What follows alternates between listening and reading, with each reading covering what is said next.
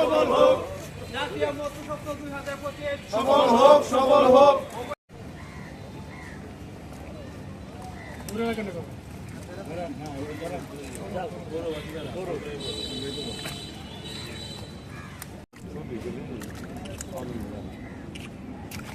আরো দেন আরো আছে মাছ, সমস্যা নাই। ওসি স্যারের দেন, এসএম স্যারের দেন।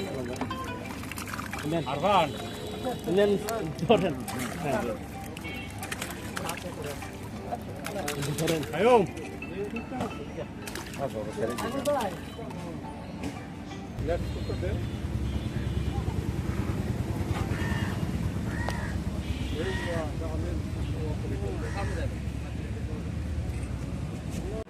আগামী প্রজন্মের জন্য যাতে এই হাওর সহ হাওর বিদ্যুৎ অঞ্চল মৎস্য সম্পদের একটি অভয়াশ্রম হিসেবে গড়ে ওঠে, সেই লক্ষ্যে সকলে সম্মিলিতভাবে কাজ করব, এই প্রত্যাশা ব্যক্ত করে সকলকে আবারও ধন্যবাদ ও কৃতজ্ঞতা জানিয়ে এবং আজকের এই অনুষ্ঠানে আলোচনা সহ অন্যান্য কার্যক্রমে অংশগ্রহণের অনুরোধ জানিয়ে আমি সকলকে আবারও স্বাগত জানিয়ে আমি আমার সংক্ষিপ্ত বক্তব্য শেষ করছি। আসসালামু আলাইকুম।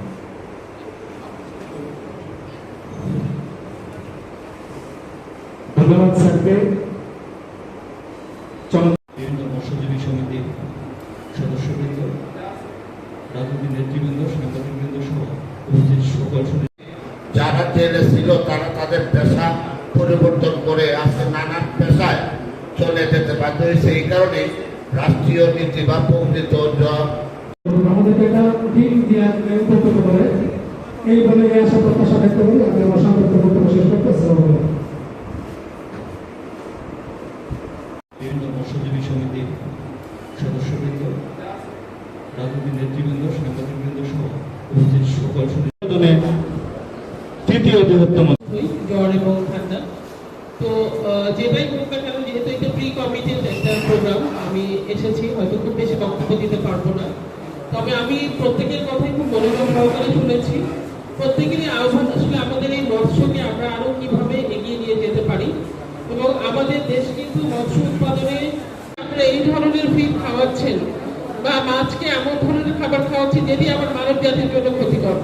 তাদেরকে আমরা সর্বোচ্চ আইনের আওতায় আনবো, এবং আমি এখানে আহ্বান জানাচ্ছি আমার এখানে যারা সাংবাদিকবৃন্দ আছেন তারা যখনই এই ধরনের খবরগুলো আপনারা পাবেন, এবং একই সাথে আমি পোল্ট্রি ফার্মের মালিক যারা আছে তাদেরকেও আমি আহ্বান জানাবো। সেখান থেকে কিন্তু আমি এটা খবর নিয়েছি যে তারা ওই যে ময়লাগুলো এই মাছ চাষিরা ওখান থেকে ফ্রিতে আনে, তারাও একদিক থেকে বাঁচে যে তার পরিষ্কার করার ঝামেলা নেই বা ময়লাটা ব্যবস্থাপনা তার করতে হচ্ছে না, একদিক থেকে এনারাও বিনামূল্যে এটা আনছে। তো এটা কিন্তু আমার মনে খুব ক্ষতিকর একটি কাজ, এবং এটা আইন বিরোধী কাজ। সুতরাং এই কাজটি থেকে আপনাদেরকে বিরত থাকতে হবে। এবং আরেকটি বিষয়, এখানে অনেকগুলো জলমহল আছে বা এখানে জলমহল সংক্রান্ত অনেকগুলো জটিলতা আছে। আমার এখানে অফিসার ইনচার্জ উনি একটু আগে উল্লেখ করেছেন। তো হয় কি, আমরা আসলে জলমহল ইজারার ক্ষেত্রে আমরা যে বিষয়গুলো ফলো করি, যে তো সুতরাং পরিবেশের কোনো বিরূপ প্রতিক্রিয়া হয় বা পরিবেশের উপর বিরূপ কোনো প্রভাব পড়ে, এই কাজগুলো আপনারা করতে পারবেন না। আরেকটি বিষয় আমি বলি, আমার উপজেলা প্রকৌশলী ওনার সাথে আমার অনেক বিষয়ে কথা হয়। তো বিশেষ করে আমরা যে রাস্তাঘাটগুলো নির্মাণ করছি, আমরা দেখছি কি যে পুকুর যারা মৎস্য চাষী যারা আছে বা যারা এই ফিশারিজগুলো নিয়ে কাজ করে, তারা কিন্তু একটু ন্যূনতম একটা পার্ট রাখে না। কারণ আপনি যখন ওখান থেকে মৎস্যটা আহরণ করবেন, আপনারা একটা পরিবহন যেখানে রাখবেন, তাহলে সেই মিনিমাম জায়গাটুকু তো আপনাকে রাখতে হবে। কিন্তু এই পার্টটুকুও কেটে কেটে তারা ওই জলমহলের মধ্যে নিয়ে যায়, মানে তারা একটু জায়গাও ছাড়বে না। তখন করছেন, আমি ওনার পক্ষ হয়ে আজকে এই স্বাগত বক্তব্যে অংশগ্রহণ করছি। আমরা সকলে জানি আমাদের এই তারাল উপজেলা বিস্তীর্ণ হাওর বিধৌত একটা এলাকা। এখানে বছরের অর্ধেকের বেশি সময় বিস্তীর্ণ এলাকা জুড়ে পানি থাকে। সেক্ষেত্রে মৎস্যের যে অবাধ বিচরণ সহ বংশবৃদ্ধির যে একটা সুযোগ, সেই সুযোগটা আমাদের এই উপজেলায় অনেকাংশেই বেশি রয়েছে অন্যান্য অনেক উপজেলার তুলনায়। সেক্ষেত্রে যদি আমরা চিন্তা করি, মাছের দিক থেকে হোক, প্রাকৃতিক সৌন্দর্যের দিক থেকে হোক, এই মৎস্যটা আসলে আমাদের এই অত্র অঞ্চলে মানুষের জীবিকা এবং সংস্কৃতির একটা অবিচ্ছেদ্য অংশ হয়ে গিয়েছে। করতে হবে আমাদের এই কারেন্ট জাল বা এই যে জালগুলো, যে খাঁচা খাঁচা যে জাল, এগুলো ব্যবহার বন্ধ করতে হবে। আর আপনারা আমাদের অনেকে ভাবেন যে দায়িত্ব ফিশারি অফিসার ও আর উপজেলা প্রশাসন না। আপনারা যখন না সচেতন হবেন, আপনারা যখন এগুলোর ভিতরে প্রতিরোধ করবেন এবং সামাজিক আন্দোলন গড়ে তুলবেন, তখন এগুলো কখনোই সম্ভব না। কারণ ফিশারি অফিসার পুলিশ নিয়ে গেল, যে ঘুরে ফিরে আসলো, জাল ফিরে নিয়ে আসলো, উনি কি সারা পাহাড় দিয়ে রাখতে পারবে? আমার পুলিশের কি নিজস্ব কোনো বোর্ড আছে? পুলিশ ঘুরে ঘুরে দেখবে কোথায় কারেন্ট যাওয়ার পথ থেকে যায়, ফিশারি যাওয়ার পথ। এইগুলো প্রতিরোধ করতে হলে এবং মাছের উৎপাদন যদি বৃদ্ধি করতে হয়, তাহলে আপনাদেরই করতে হবে। আপনারা মৎস্য চাষি।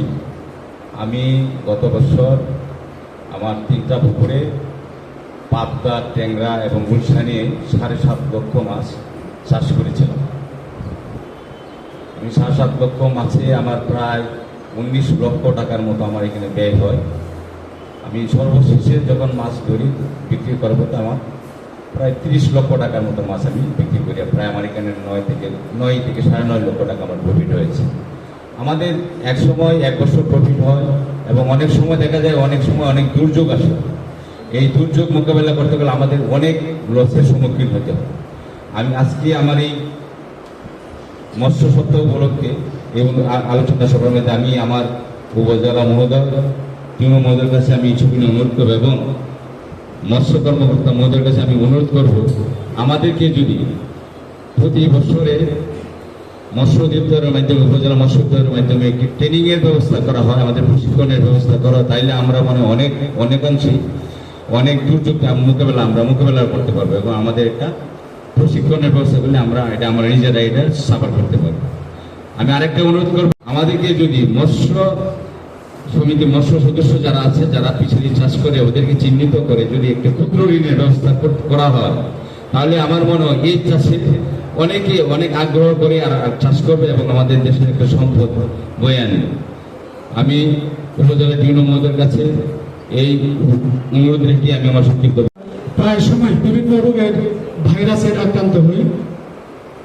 আমরা তারাল উপজেলা প্রাণী সম্পদ কর্মকর্তা মহোদয়ের কাছে আমি বিনীতভাবে অনুরোধ করব যে আমরা তানজানিয়া ইউনিয়নের কিন্তু মোটামুটি একটা আমরা সুনাম অর্জন করেছি শিং মাছ চাষ করার মাধ্যমে।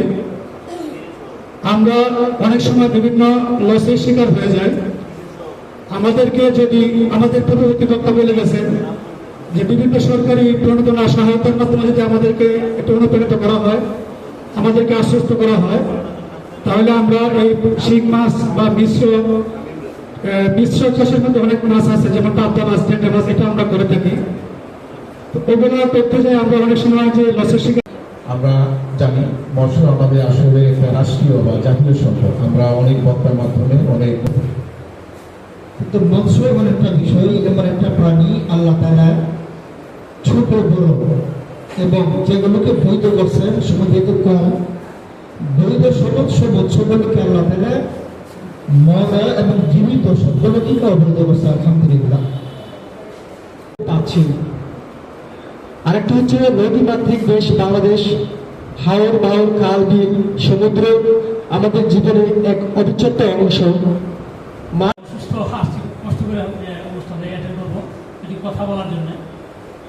বিশেষ করে মৎস্য সম্প্রদায়, মৎস্য চাষি যারা, এদেরকে সামনের দিকে কীভাবে নিয়ে এগিয়ে যাওয়া যায় এবং মৎস্য সপ্তাহ আসলে শুধু এই দিনই আলোচনা করে এখানে শেষ হয়ে যাবে